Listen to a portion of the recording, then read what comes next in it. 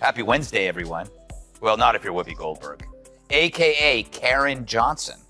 Yeah, who knew Whoopi was a Karen? I thought that was only for white people, like Toyota Priuses and skiing. Roll it, Francis. Good morning and welcome to The View. You all saw the news. Whoopi will be back here in 2 weeks. Okay?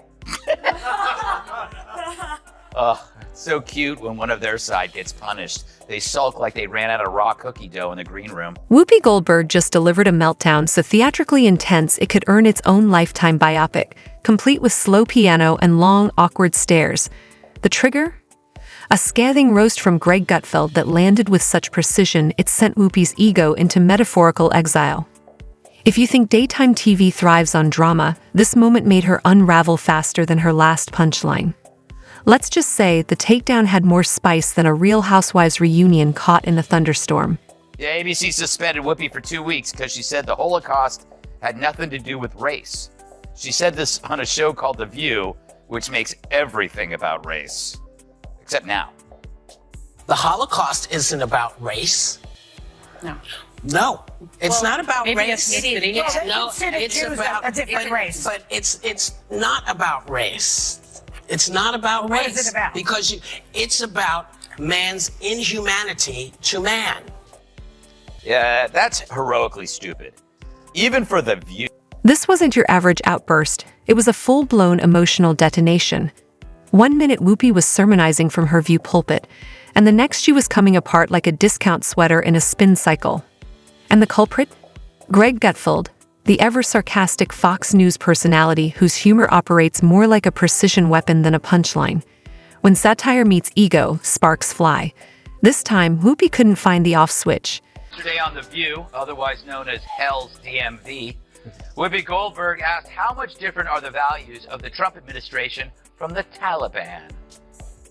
We have a leader who has repeatedly demeaned women, Right. wants to defund organizations that benefit women, calling on the media to shut up, specifically wants to give preferential treatment based on religion. Let's not kid ourselves. This breakdown has been a long time coming. The View, once pitched as a space for thoughtful discourse, now resembles a group chat between malfunctioning AI assistants trying to out-sanctimonious each other.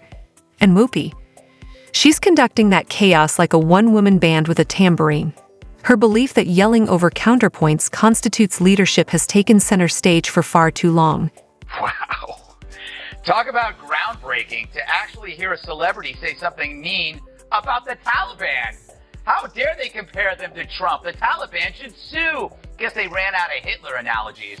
So as they bash the president, I'm reminded how entertainers rarely express any rage over any strand of misogynist Islamism. If they did, we might take their rage toward Trump seriously. A reminder, the Taliban throw acid in girls' faces for going to school. Yeah, I guess that's like defunding Planned Parenthood. Radical Islam is all for killing gays. And I guess that's the same as making some rude jokes. No, Trump's past rudeness is a product of a rude culture, one fed and fattened by a coarse entertainment industry. So picture the scene. Gutfeld, grinning and loaded with satire, finally pushes back. The clapback was so sharp it seemed to ripple across networks. Whoopi, blindsided, reacted with the composure of a soggy tissue, complete with exaggerated sighs and a look that screamed, "How dare you?" It was theater, no doubt, except the curtain never dropped and the audience wasn't buying the act.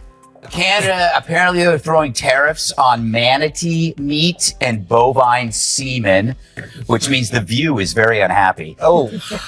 Sausage maker Johnsonville is recalling more than 42,000 pounds of pork sausage for possible contamination with plastic fibers.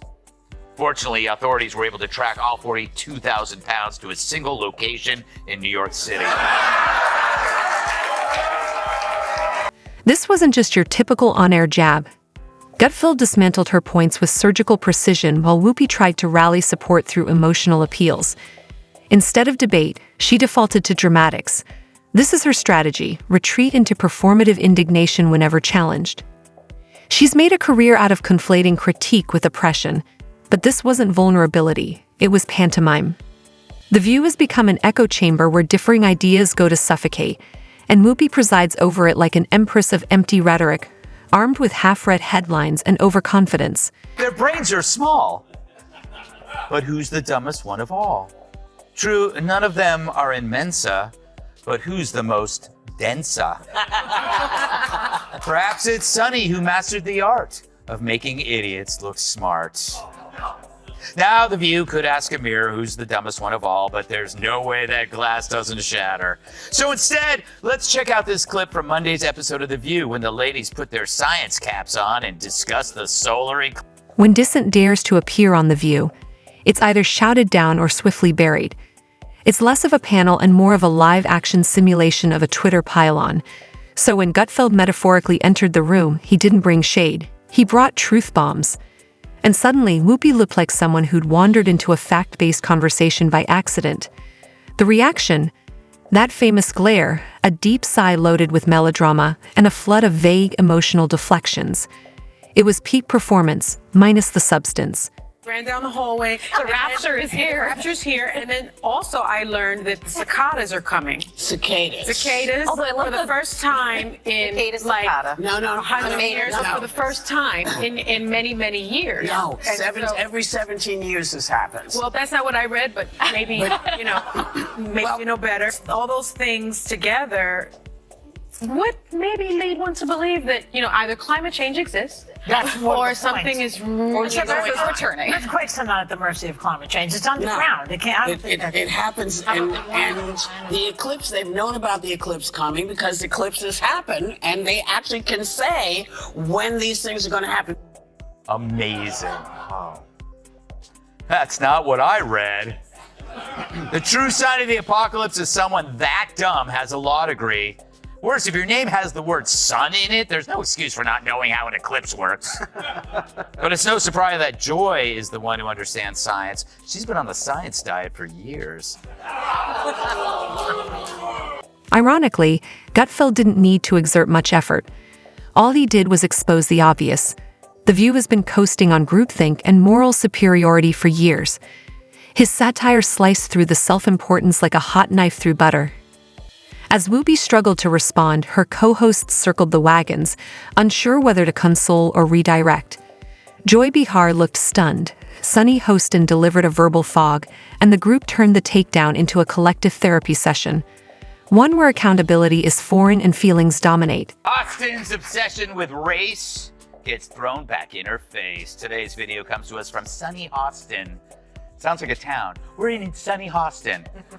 She was on PBS's Finding Your Roots, a show dedicated to researching celebrity ancestry. For context, Sunny is a staunch supporter of reparations and has made a fortune spewing nonsense about white privilege and racial justice. Well, turns out she's not as oppressed as she claims she is. She's actually the descendant of slave owners from... But outside the studio, no one was fooled. Social media exploded. Memes, clips, reactions flying like confetti. This wasn't Whoopi's first flailing moment, and it won't be her last.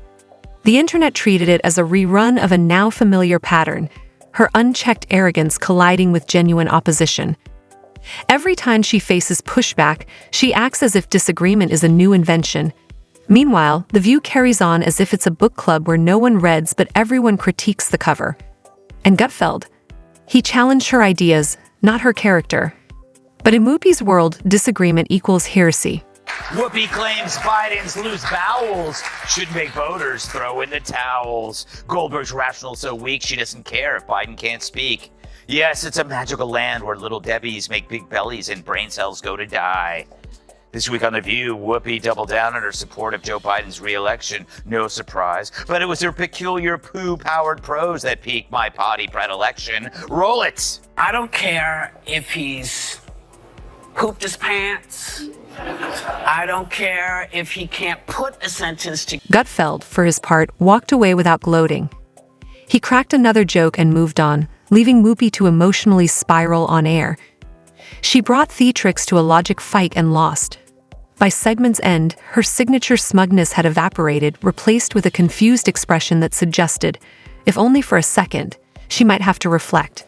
Don't worry, by the next episode, the facade was back. Introspection gave way to indignation, and a fresh rant was ready to remind viewers why dissent isn't welcome. Doesn't care if he his pants, and in fact, she'll stand right behind him. Not only does she have a terrible case of Trump derangement, she also has no sense of smell or a really weird fetish. And I'm not one to kink shame, to each his own. I guess you just got tired of Joy's crap. Kat, you know what was the most interesting thing about this was the audience reaction? Like when she started talking about poopy and everywhere, the audience was like frozen. They were like, oh, I don't, what is going on here? Whoopi has a poop problem. What does she mean she has poopy days? She has poopy days. So what's the takeaway? When you build your persona on being untouchable, any real challenge feels like betrayal. Gutfeld, regardless of your opinion on him, walked into the lion's den and lobbed humor at hypocrisy, and it landed. As for Whoopi, maybe next time she'll opt for reflection over reaction. But who are we kidding? Without The View's constant outrage loop, where would we go to feel intellectually refreshed by comparison? Studies are married white women, and they do fall in line with what their husbands are doing. People have to wonder, where does Sunny Hostin get her opinions? Yeah. Like you said, it's obviously from her husband. She has to tell her what to say in The View, because without it, she's got nothing up there. She's not very bright. But the problem with her is that she went full racist. Unlike The View's echo chamber, Gutfeld doesn't need affirmation from a synchronized panel. He doesn't cry on cue or wield victimhood like a shield. His weapon of choice? Sharp wit, and it works. Because when humor delivers truth, it lands harder than volume ever could. Meanwhile, The View equates disagreement with character attacks, reacting to opposing ideas as if they're personal insults. They crave clactor, that smug applause that follows self-righteous one-liners. But Gutfeld, he cuts through the noise, poking at both sides when needed. That's why his influence is rising while The View ages out. Makes Sunny Hostin, who thinks climate change caused the solar eclipse, the dumbest of them all. Because everyone knows the moon caused the eclipse, which is controlled by The View's gravitational pull. All right, Kat, did you ever see such a group? It's amazing how Joy and Whoopi became the smart ones. For me, the most shocking thing about the conversation was how truly boring. And let's talk data. The View may love emotional appeals, but ratings tell a colder truth. The internet reaction was a digital standing ovation for Gutfeld. Whoopi clutched her pearls and Gutfeld claimed the crown, mic in hand, no apology necessary. Meanwhile, her co-hosts scrambled to salvage the moment. Sunny Hostin's eye roll could sour milk, Navarro offered Oscar-worthy gasps, and Joy muttered vaguely angry nothings.